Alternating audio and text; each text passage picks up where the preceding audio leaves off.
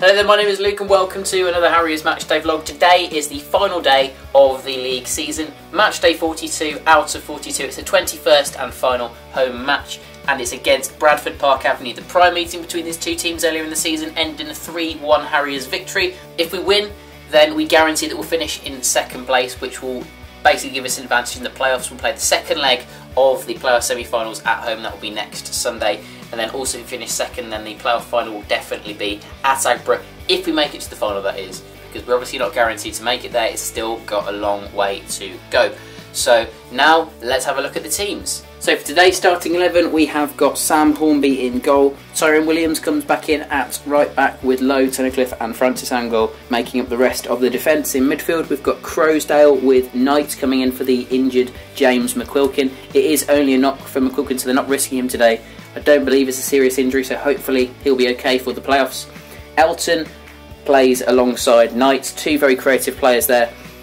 Then we'll have Waite out on the right hand side in for NT today. Ironside up front and with Ganoa out on the left hand side.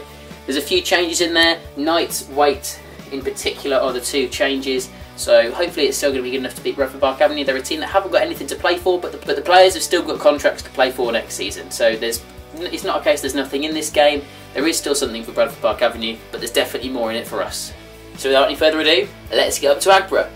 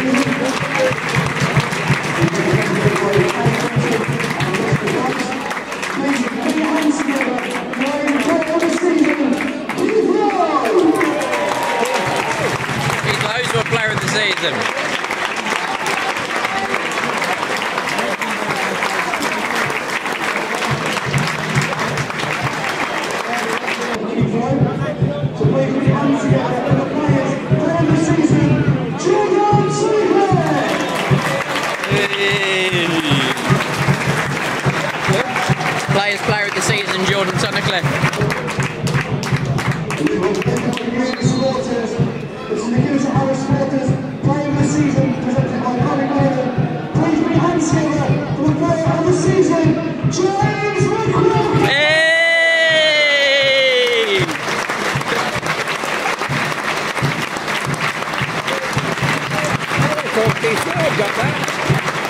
McQuilkin's got Fans player of the season. What was the hours then? No idea.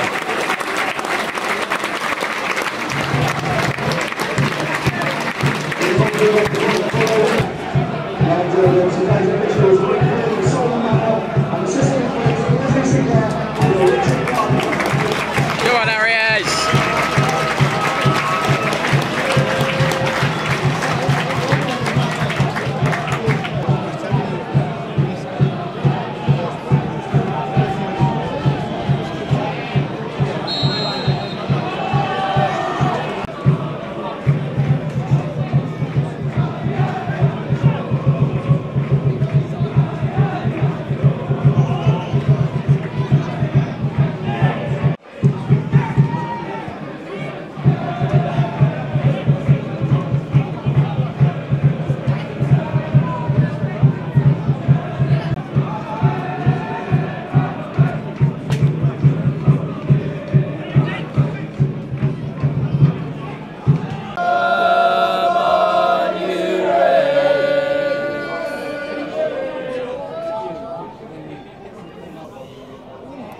Go on.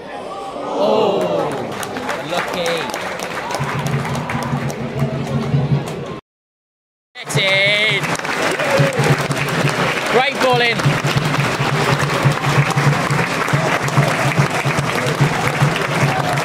Come on.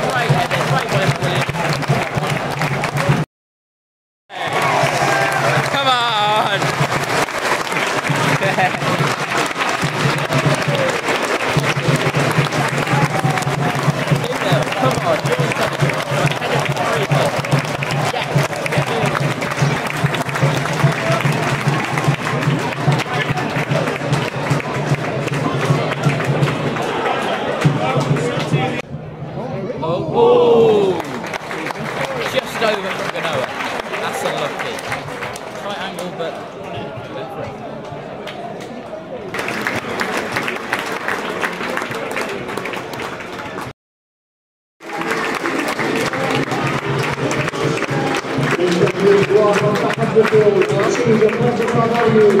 Kidderminster Harriers.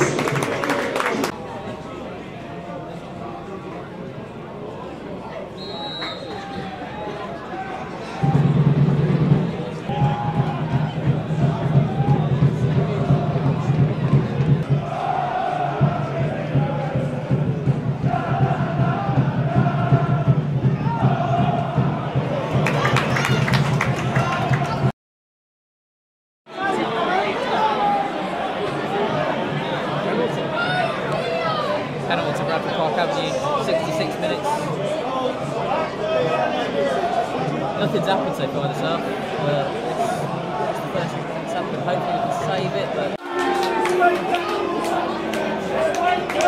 Oh, they scored it, it's 2-1. Just over 20 minutes left. Hey! 3-0!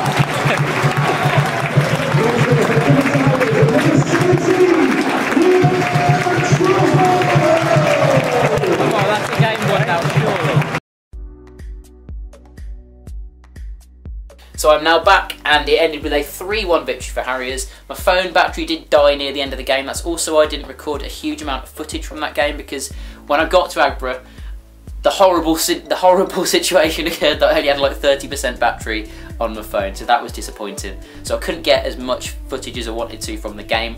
But anyway, it wasn't a particularly exciting game anyway, so it ended with 3-1 to Harriers. The first goal came through Joe Ironside. It was a great cross-in, one of the best crosses I've seen this season from Tyrone Williams, in right onto the head of Ironside, near post. He nods it into the back of the net. Great header, 1-0 up. Then it was made to 2-0, a free kick in by Daryl Knights, headed in by Jordan Tunnicliffe. Clinical header again, good to see. Then the third goal was also a header. It was through Liam Truslove. Bradford Park Avenue did pull one back through a penalty. We were pretty poor for sort of the first half an hour of the second half. We didn't really do a lot. We were sort of in cruise control, giving the ball away a bit. It was a bit frustrating, but it wasn't the end of the world. Bradford Park Avenue did score though. They got one through a penalty given away by Jordan Tunnicliffe. They put that into the back of the net, so some of the Harriers fans were getting a bit restless, but we just needed to remain calm and hope that the boys could deliver, basically, and they did. Truslove came up with a goal, another header, 3 headers this game. Unlike us to score so many headers, but yeah, third goal through Liam Truslove. Eased the nerves, basically confirmed that we'd won the game, and that was good to see. Truslove into double figures this season now, 10 goals from the central midfield from only about 5 starts. He's our super sub. He has been awesome all season, so thank God for him. He's also signed up for next season, so that's good to see. He's a great option to have in the squad. He's the sort of player that really is good enough to start, but because of the quality of the players that we have in the team, he doesn't start, and he basically makes the most of a chance off the bench, yet still can't force his way into the team.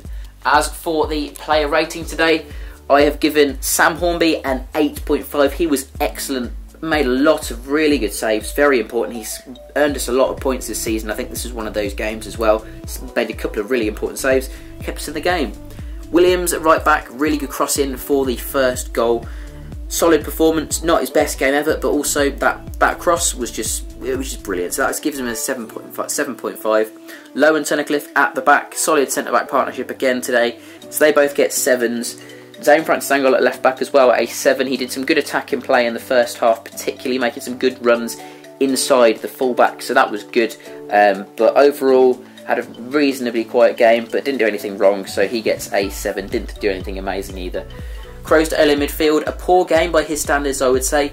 He gave the ball away a little bit, and that's very unlike Croasdale. He won the ball back a lot. That's more what he does basically. But nonetheless, good game, but not an amazing one. That's kind of what my opinion is for most of the players today. It was a good game for everyone, but not an amazing one. But it wasn't the worst, that's for sure. Knights, rare chance for him to play in midfield. I think he's playing for a contract for next season. He's one player that I would say probably isn't going to get signed up on current performances. Well, I wouldn't give him a new contract anyway. That's not to say he's been really bad. It's just a case of everyone around him being absolutely excellent, and there's probably not space for him in the squad next season. But today, he played really, really well. He's definitely fighting for that place in the squad next season. And I think that he's given manager Jan Eustace something to think about, because he put in a really good performance, worked hard, and yeah, got involved in some good play that we had. Elton Guatala really concerning. He went off injured in the first half. Definitely just worried about that, because it's his shoulder injury again. He's been a few months out, injured earlier in the season with a shoulder injury. He then came back, and then it flared up again. He was out for another month with that shoulder injury, and he went down holding his shoulder again today, and they took him off as a precaution. He wanted to play on, but I think they just could not risk him, and that was a good decision. But I'm hoping that he's going to be okay in time for the playoffs, although it didn't look good when he went off. Waite out on the right hand side, another player playing for a contract for next season. He played okay, but again his end product wasn't brilliant. Ironside, he was taken off early in the second half, but he had a good game up to that point, given an 8.5, scored that header. Arthur Gunnar out on the left, creative as ever, creating a lot of chances, doing well, and yeah, just being an all-round good player that Gunnar is, getting an 8.0 for that. As for man of the match, I'd actually give it to Sam Hornby in the net. He had a very good game, one of his best for Harriers. Although he didn't keep that clean sheet, it was down to a penalty. So other than that, pretty exemplary performance from him. And yeah, definitely a good performance. Considering outfield wasn't an amazing performance. Even though we did score 3 goals, it was not our best performance of the season. But again, it wasn't our worst. As for where today's win leaves us in terms of the playoff picture, we are currently in 2nd place. That victory ensured we finish in 2nd. 3rd is Halifax after they beat Chorley 1-0. 4th is Salford after they beat Darlington 5-1, which meant that Darlington dropped from 4th down to 5th due to that loss. Then in 6th place is Chorley, who lost 2-0 against Halifax, as I mentioned a second ago. That's the playoffs basically, because Stockport, they drew 1-1 with Gloucester, so they miss out on the playoffs this year. And Darlington, because of their failed ground appeal against the ground grading issues that they've got, they're not allowed to compete in the playoffs. That basically means that Harriers are going to play against Chorley in the playoffs. We play away from home on Wednesday nights. Unfortunately, I won't be going to that game. Really wish that I could go to it, but I'm just unable to go. Then the home leg is next Sunday at Agborough. I get so excited for that game already. So our results for this season against Chorley: we drew 0-0 with them on the 2nd home match of the season, and then we lost 2-1 away from home just a couple of months ago. I think it was in February. So not the greatest record going into the game against Chorley, but the rest of the league season, it does not matter at this stage. It's all about these next 2 games. Take them one game at a time. Hopefully you can get something. Hopefully a draw would be brilliant away at Chorley, and then come back to Agborough, and then hopefully you smash them out of the park. That would be awesome, but fingers crossed anyway.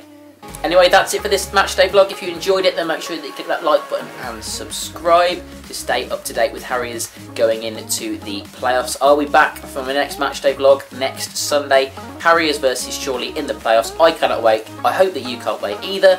But as always, thanks for watching.